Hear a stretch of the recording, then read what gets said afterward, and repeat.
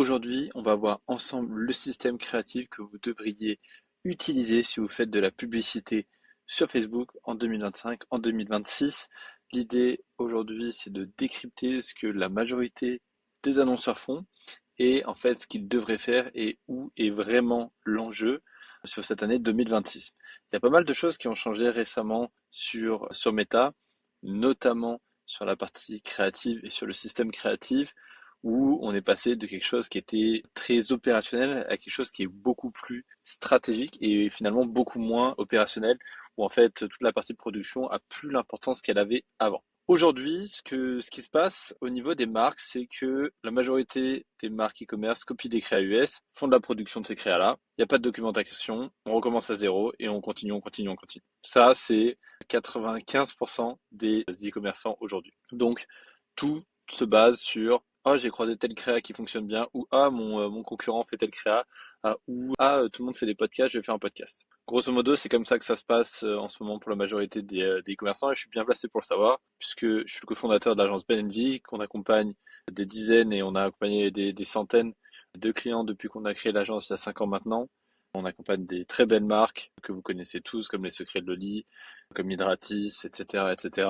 Et ce que je peux vous dire, c'est que pour beaucoup d'e-commerçants, quand ils arrivent dans l'agence, ils ont ce modèle-là au niveau créatif. Ils copient des créas, et ils les testent, ils voient ce que ça donne. Si ça marche, tant mieux. Si ça marche pas, tant pis, et ils continuent. Donc ça, c'est évidemment ce qu'il ne faut pas faire. Ça a été très longtemps fait, ça continue d'être fait.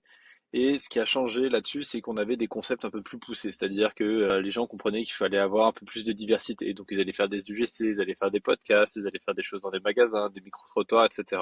Disons que ça, c'était le niveau le plus avancé jusqu'à maintenant. Il y a eu un développement du marché sur la partie production, c'est-à-dire que tout le monde maintenant est capable de produire des UGC, de produire des micro-trottoirs, etc. Il y a plein d'agences qui le font en fait, hein, c'est plus du tout un problème. Nous, les premiers, c'est ce qu'on fait avec soit des clients de la partie média où on fait leur créa, soit des clients qui gèrent leurs médias en interne et qui viennent juste nous voir pour de la créa. C'est tout à fait possible. Et donc, on va faire du contenu pour eux. Donc en fait, cette partie contenu qui était un peu un avantage, parce que avant personne voulait faire des micro-trottoirs, c'était compliqué à faire, etc. Maintenant, il suffit de payer, en fait, vous en avez. Donc là où c'était un avantage avant par rapport à vos concurrents sur le marché, etc., ce côté nouveauté, aujourd'hui ça n'existe plus du tout. C'est-à-dire que la partie production, en fait, créative, c'est pas un avantage, c'est pas du tout un edge que vous puissiez faire des UGC, que vous puissiez faire 100 UGC par mois. C'est bien. En fait, c'était bien l'an dernier. Cette année, c'est pas là où la différence va se faire. Donc, c'est ce qu'on va voir aujourd'hui. Aujourd'hui, donc, le problème, ça va être de passer sur ce modèle-là qui est en fait avoir une stratégie, tout simplement. Le but, c'est d'avoir du volume. Donc, du volume, par quoi ça passe? C'est un nombre de créas par semaine. Ça veut dire avoir un process qui est bien rodé, fonctionner sous forme de batch, c'est-à-dire qu'on va une semaine faire du tournage, une semaine faire du montage, etc., etc. On va utiliser des templates de process, pas des templates de contenu, bien évidemment, mais on sait ce qu'on va utiliser, pourquoi, à quel moment, etc.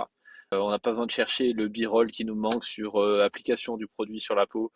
On l'a déjà tourné 20 fois, on sait qu'il fonctionne, on sait que c'est celui-là qu'il nous faut, on n'a pas besoin d'y réfléchir, etc., etc. Les sous-titres c'est les mêmes, ou les sous-titres c'est pas les mêmes, mais c'est pas n'importe lesquels, ils sont pas différents à chaque fois, etc. On a de la diversité dans le sens où on arrive à avoir des créateurs différents, des angles différents, des formats différents. Ça c'est ultra important, hein, la diversité. Normalement, si vous êtes à la pointe, en tout cas à la pointe du marché français, la diversité c'est un sujet que vous avez taclé l'an dernier. Pour ceux qui étaient plus en retard, il y a certains annonceurs français qui avaient taclé ce sujet bien en amont. Mais globalement, ça a été un sujet qui a été quand même très poussé l'an dernier, la diversité créative. C'est encore un sujet pour beaucoup d'annonceurs, mais disons que si on parle aux plus avancés, la diversité, normalement, c'est un sujet qui est taclé en 2025 et maintenant en 2026, c'est plus vraiment un sujet. Et la rapidité, à quel point on met du temps entre l'idéation et en fait la créa et live. Donc ça, c'est évidemment ultra important d'identifier ces différents points-là. Donc, il y a la partie structure de test. J'ai déjà fait des vidéos sur ce sujet-là, mais qu'est-ce que vous voulez tester? Quelle variable on teste? Quel est le budget qu'on met dessus? Pendant combien de temps? Quelle métrique on va regarder? C'est trop facile de dire on met des créas et en fait, j'attends aucun résultat de ces créas-là et je juge le résultat de manière non objective après, en fait, tout simplement. C'est pas comme ça que ça marche. Vous faites pas un test en regardant le résultat après et en disant ah c'est bon ou ah c'est pas bon. Quand vous faites une course, vous savez combien vous voulez faire de temps à l'arrivée. Si vous êtes en dessous, vous êtes content, vous avez mis moins de temps. Si vous êtes au-dessus, vous êtes déçu. Ça doit être pareil pour vos créas en fait. Vous pouvez pas dire ah je lance cette créa et une fois que vous avez le résultat dire ah c'est bien ou c'est pas bien. Il faut d'abord en fait vous devez avoir des objectifs, des référentiels. Qu'est-ce que c'est un bon crate? Qu'est-ce que c'est un bon Drake? Qu'est-ce que c'est un bon CTR, CPA, ROS, etc., etc. Là, c'est à vous de voir quelle métrique vous utilisez. On va dire que chacun a un peu sa façon de le faire, si je puis dire. Il y a des façons qui sont plus ou moins pertinentes en fonction des objectifs du compte, en fonction des objectifs de la créa aussi. Donc c'est très important. Donc on va pas rentrer dans les détails de ce sujet-là aujourd'hui, mais c'est quand même un sujet qui est important. Et enfin, l'analyse, pourquoi ça marche pas, et quels sont les patterns en fait qui sont communs à ces créas qui, j'en sais rien, X créas qui fonctionnent, quels sont en fait les patterns qu'il y a sur ces créas-là qui sont répétables. La partie que personne ne fait, mais qui est ultra importante et malheureusement que personne ne fait, c'est évidemment la partie capitalisation, donc documentation, chaque test est traqué, résultat noté, potentiellement on peut même mettre des screenshots, ou en tout cas avoir des infos qui nous permettent de se rappeler de quoi on parle, parce qu'en fait vous allez voir que si vous mettez juste des noms sur vos créas, déjà vous allez mettre en place une nomenclature, si c'est pas le cas, bon ça m'étonnerait, mais je veux dire si c'est pas le cas, une nomenclature ça vous permet d'identifier votre créa avec le type, le concept, etc., etc. Donc vous allez avoir un nom qui va être souvent un rallonge en fait sur votre créa. Et si vous utilisez que des noms en rallonge pour parler, de dire est-ce que tel truc a fonctionné, pas fonctionné, etc., vous allez vous retrouver en fait avec une usine et en fait les créas d'il y a 6 mois, le concept que vous avez donné un nom qui était X ou Y, vous l'avez oublié, et puis entre-temps, si c'est micro-trottoir, je sais pas quoi, vous en avez peut-être fait 30 des micro-trottoirs, c'est un petit peu dommage. Donc c'est simplement ça l'idée ici. Vous pouvez utiliser Motion, on utilise Motion, l'outil Motion. On est les seuls partenaires en France de cet outil, mais c'est un outil qui est utilisé dans le monde entier par les plus gros annonceurs. C'est pas un hasard si c'est les premiers, il est vraiment pas mal. Motion App. Donc vous pouvez regarder, faites attention, il y a une application similaire qui est une application de calendrier qui n'a rien à voir. Donc c'est bien Motion App Creative Analytics qu'il faut aller regarder. Donc ensuite, le but, c'est de nourrir votre playbook créatif. Quels sont les winners par variable, les combinaisons gagnantes et les choses qui ne sont à pas refaire. Donc en gros, quand vous parlez de quoi, qu'est-ce qui trigger en fait les achats et les gens, quels sont les sujets, que ce soit les sujets que vous allez aborder, soit des patterns, c'est quand on montre telle chose puis telle chose, ou quand on fait telle chose puis telle chose. Les différentes combinaisons, ça peut être quels sont les créateurs qui répondent super bien, avec qui lesquels ça fonctionne bien, sur quel type de produit, etc. En fait, si vous mettez votre top créateur avec votre produit qui se vend le moins, c'est peut-être pas si intelligent que mettre le top produit avec le top créateur, quoi, en gros. Et les choses à ne plus refaire que vous avez testé, itéré et ça fonctionne pas. Sachant que c'est pas parce que vous faites une fois un test, typiquement c'est pas parce que vous avez fait une fois un concept podcast et qui n'a pas fonctionné que vous ne devez pas refaire des concepts podcast en fait. Peut-être que vous l'avez juste mal fait ou peut-être que ce que vous aviez dit dans ce concept ne suffisait pas et n'était pas pertinent. Donc c'est évidemment un point qui est important. Et ensuite, on a la partie itération, donc les nouveaux tests, les déclinaisons et ce qui marche. Alors la grande méta cette année, c'est de dire alors méta, pas dans le sens de méta ads, hein. La grande nouveauté cette année, c'est de dire que avec Andromeda, on peut pas faire des déclinaisons, etc. Vous pouvez évidemment faire des déclinaisons, mais si votre compte est un ramassis de déclinaisons, ça ne fonctionne pas. Mais ça ne veut pas dire que c'est interdit de faire des déclinaisons. Ça veut juste dire que la majorité des annonceurs s'amusent à faire 90% de déclinaisons de la même créa ou du même type de créa. Donc forcément, il n'y a pas de diversité. En fait, il y a une différence, c'est qu'il faut avoir de la diversité. Et peut-être qu'en faisant des déclinaisons, vous allez aller chercher quand même de la performance. Si vous avez un concept qui fonctionne et c'est un micro-trottoir où il se passe tel truc et tel truc, peut-être que si vous variez les accros, si vous variez les acteurs qu'il y a dans votre micro-trottoir, peut-être que vous allez avoir des meilleurs résultats. Et ça reste une déclinaison en fait. Mais c'est pas pour autant que ça va pas fonctionner. Donc faites attention à ça, on entend de tout et de n'importe quoi. Dès qu'il y a une nouveauté, de toute façon, c'est sujet à justifier plein de choses, surtout que Andromeda, c'est pas spécifiquement une nouveauté, c'est sorti il y a longtemps. L'idée de toute cette brique de capitalisation, c'est d'alimenter et d'améliorer votre fondation stratégique. Donc, votre fondation stratégique, c'est découpé en quoi? Les objectifs business, les personas, on va pas passer sur ces choses-là, c'est quand même très simple et je vous mettrai ce fichier en fait pour que vous puissiez le parcourir en description. Quels sont les personas, quels sont les angles marketing et quels sont les formats qu'on va utiliser. Là, c'est vos formats, mais vous pouvez en faire plein d'autres. Il ne faut pas vous limiter en fait à des formats. C'est pas parce que vous n'avez pas défini un format en amont que vous ne pouvez pas l'utiliser. Il faut être assez libre à ce niveau-là. Ensuite, on a la partie sourcing des créateurs et la partie système de brief. Là, j'ai mis sourcing des créateurs, mais c'est dans le cas où on a besoin de créateurs. On n'a pas forcément besoin de créateurs. Faites attention à ça, gardez-le bien en tête. Il y a notamment iSmile qui est ultra fort pour utiliser ses employés pour faire des contenus. Et c'est pas des créateurs du tout, hein, c'est vraiment pas des créateurs, c'est vraiment des employés qui ont certes une sensibilité au marketing, etc., et qui comprennent les codes, mais ça reste pas des créateurs quand même. C'est quand même des gens qui sont des employés. Donc, sourcing des créateurs, ce qui est important, juste, je me pose une seconde là-dessus, c'est d'avoir des profils variés et d'essayer de faire matcher vos personas avec vos créateurs. C'est-à-dire que si vous avez un persona qui va être un étudiant, un sportif et un père de famille, bon bah essayez que ça matche un minimum là-dessus. En fait, si vous essayez de vendre avec des arguments de père de famille avec un étudiant, bon, c'est un petit peu dommage quoi. Donc évidemment, il faut que ça matche et ça a l'air débile ce que je suis en train de dire là dit comme ça, mais quand on essaie de vendre de la perte de poids avec des gens qui ont pas besoin de perdre de poids, bah c'est un peu c'est dommage quoi. Et pourtant, c'est ce qu'on voit très très très souvent. Donc la partie pool de créateurs, c'est évidemment très important et ensuite la relation. En fait, plus vous allez travailler avec un créateur avec qui ça se passe bien, et en fait, plus vous allez pouvoir avoir du contenu qui va être de qualité.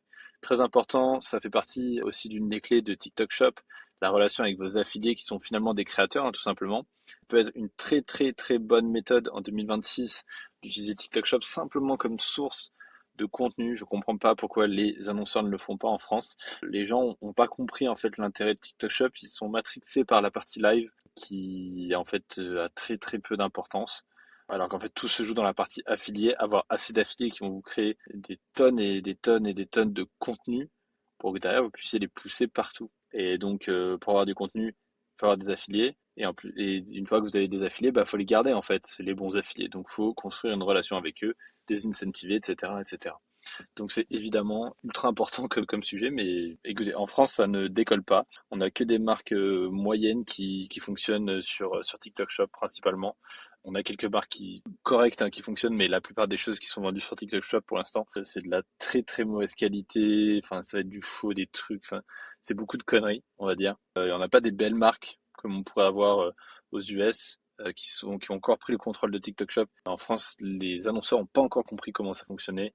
Et c'est un petit peu dommage parce que franchement, il suffit de regarder aux États-Unis, il y a quand même pas mal d'exemples qui montrent que ça fonctionne super bien. Enfin bref. On a le système de brief qui est ultra important. On a la génération des concepts. C'est avoir une veille qui est structurée, pas dire ah j'ai croisé ça, c'est intéressant, des idées qui sont documentées et s'inspirer des concepts, pas faire des copies conformes des concepts où on copie un truc dont on n'a aucune idée de ce qu'on est en train de copier. Les scripts, un angle, un format, un hook. En gros, je vous ai simplifié ça, hein, mais c'est moins que ça. Mais en gros, vous avez un truc de clair à chaque fois que vous faites un script. Il vous manque pas la moitié des choses et ça vous permet en fait de rentrer. C'est quoi le persona qu'on cible et vous ciblez pas un truc qui sort de nulle part, qui sort de votre chapeau. L'hypothèse, qu'est-ce qu'on teste, qu'est-ce qu'on attend comme résultat et comment on le mesure. Ça, on en a parlé, c'est un petit peu ce qu'on a vu en amont. Et tout ça, ça vous permet d'avoir un système avec des wins qui sont répétables, c'est-à-dire que c'est pas un hasard, c'est-à-dire que vous savez que tel type de contenu va fonctionner. À l'inverse, ou quand vous voyez une pub passer et vous répétez finalement cette pub, vous la copiez, si ça marche, bah en fait vous savez pas trop pourquoi, vous n'êtes pas capable de le refaire. On a donc un scale qui est prévisible, puisqu'en fait savoir faire des créas qui fonctionnent en amont, en fait de les diffuser, parce que vous savez que ce format-là va fonctionner, ce type de créa-là, ça répond à tel plugin et ça fonctionne, et vous savez que ça va fonctionner en les refaisant, bah, c'est évidemment très important parce que ça vous permet de scaler. Parce qu'en gros, vous pouvez pas scaler avec trois créas, il vous faut du volume de créa qui scale. Et donc pour du volume de créa qui scale, bah faut savoir quoi faire. On cumule les learnings, c'est-à-dire que la majorité des e-commerçants sont pas capables de me dire qu'est-ce qu'ils ont appris avec leur créa l'an dernier, quel était le résultat du test de podcast, ça a marché, ça a pas marché. Ok, c'est quoi le learning du coup? On sait pas. Et quand il y a des learnings, ils sont pas documentés. Ah oui, c'est vrai que ça, on avait vu que tel truc, tel machin. Mais c'était il y a longtemps, c'était l'ancienne agence. Ok, donc il n'y a pas de learning, on recommence de zéro. Et donc, un avantage compétitif, c'est évident par rapport à vos concurrents. En fait, ça, entièrement, c'est un avantage compétitif et c'est ça qui fait la différence. Aujourd'hui, c'est ce que je vous disais en introduction, mais en fait, disons qu'il y a la stratégie, on a la stratégie et ensuite on a la production et après la diffusion. Donc ça, la dernière, c'est le media buying, hein, finalement, c'est votre publicité. Là, l'impact de la diffusion, il est très faible, on le sait. La stratégie et la production, donc en 2026, en 2025, pardon, la production c'était ultra important, les gens ils n'arrivaient pas à sortir plein d'UGC, ils n'arrivaient pas à faire plein de contenu, ils n'arrivaient pas à faire des micro-trottoirs, ils n'arrivaient pas à faire des FGC, ils ne savaient pas faire des statiques qui tenaient la route, etc. En 2026, en fait, ça c'est bon, tout le monde sait le faire, il y a des agences pour ça, qui font que ça, c'est des usines. Chez nous, typiquement, on sort enfin, n'importe quel client peut venir nous voir en nous demandant 100, 200, 300, 500 UGC, on est capable de les sortir, sans aucun problème. Il n'y a plus vraiment de limite sur ce sujet-là. Pareil, on peut faire des UGC en IA maintenant. Enfin, franchement, il n'y a pas de limite sur ces sujets. Franchement, c'est évident. Et donc, toute la valeur, elle se trouve ici dans la partie stratégie, qui est de dire, en fait, comment ces créas-là s'inscrivent dans ma stratégie, à quoi ça répond, quel objectif ça sert, quelles hypothèses on est en train de tester, pourquoi, comment, quel type de personnes on veut aller toucher, comment ça va élargir ma cible ou pas, etc., etc. Donc tout l'enjeu, toute la valeur en fait, elle se trouve ici. C'est ce qu'on fait aussi pour nos clients, puisque c'est pas donné à tout le monde effectivement d'avoir des gens en creative stratégie en interne, mais c'est ce qu'on fait pour nos clients et c'est là où la majorité de la valeur se trouve. Alors évidemment, des fois on a besoin aussi de faire la production pour nos clients parce que ils veulent pas s'en occuper, ils peuvent pas s'en occuper, mais ça n'a la valeur en fait que ça apporte est très faible. En fait, la valeur, elle est ici, elle est dans la stratégie. Donc en fait, oui, limite, vous pouvez prendre n'importe quelle agence de production qui va faire des UGC, des micro-trottoirs, des machins, des trucs, des bidules, tout ce que vous voulez comme type de contenu. En fait, si vous changez d'agence, c'est pas ça qui va changer la donne. Enfin, c'est pas la production qui va changer la donne, c'est les idées, quoi. Ce qui semble assez logique quand on y pense, c'est que c'est pas comment vous diffusez votre produit sur Facebook qui change la donne, c'est qu'est-ce que vous montrez stratégiquement aux gens, en fait. C'est votre créatif, quoi, finalement. Et donc, si on va au fin fond de ça, donc en fait, c'est pas comment on le diffuse qui a un impact, c'est qu'est-ce qu'on diffuse. Qu'est-ce qu'on diffuse, c'est quoi? C'est la production ici. Donc, qu'est-ce qu'on va diffuser, quel type de créa on va faire? Ça va être décidé au niveau de la stratégie. Donc, en fait, c'est normal que ce soit la stratégie qui ait le plus de valeur. C'est juste qu'avant, la production, elle n'était pas standardisée, les gens ne savaient pas faire. Maintenant, c'est le cas. Et du coup, toute la valeur se retrouve dans la partie stratégie. J'ai fait le tour sur ce sujet concernant la creative stratégie et finalement, le gros de l'enjeu est là où il va falloir se battre sur 2026 pour rester en haut du panier, si je puis dire. N'hésitez pas si vous avez des questions, je suis évidemment disponible. Je vous remercie.